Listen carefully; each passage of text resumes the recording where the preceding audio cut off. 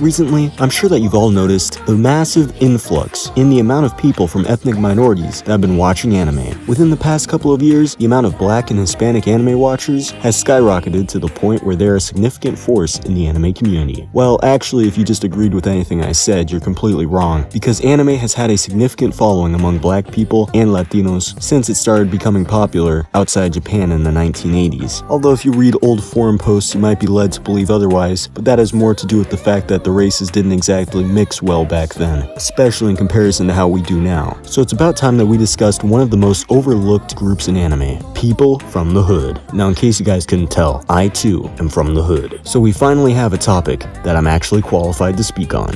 Now, there's a variety of reasons for why so many weebs end up coming out of these disadvantaged neighborhoods. Now, when examining young people from these areas, oftentimes they fall into one of two categories. Either they're an introverted gamer who watches anime, or they're a normal person. Pretty obvious that I fell into the former category, and growing up in school, I pretty much only ever had Hispanic friends and Black friends. And the one thing that we'd all talk about was anime. Usually the shows that are most popular among people from the hood are ones that can help you cope with the difficulties of your daily reality. So things like battle shonen and extremely ecchi rom-coms were usually the most popular. Most of the time these shows would feature a self-insert protagonist who is extremely overpowered, whether it be in literal physical strength or in their charisma and ability to live a life that isn't completely miserable. And it's for these reasons why shows like Dragon Ball Z, Naruto, My Hero Academia, and Nichijou were all some of the most popular ones. In a way, it was a far more innocent way of looking at anime. We weren't watching it because the story was particularly deep or because of the fact that it made us feel some kind of experience inside. For the most part, all that we wanted to feel was empowered, especially when it felt like the world was doing everything in its power to take what little we had away from us. In the end, it was just a cope. It's really reassuring sometimes to picture a world where you don't have any issues, where you can just go Super Saiyan and beat up all your problems instead, where you don't have to wake up tomorrow and find out that a family member got deported, or that you only have a week left before you get evicted, where you can forget about the fact that you have to be embarrassed every time you go to the grocery store because you pay with food stamps, that you can't go on the class trips, that you're flunking out of school, or that you've gotten used to the sound of gunshots. Nah, instead all of that melts away. It's like it isn't even real. For 20 minutes, you don't have to think about it. You can be free.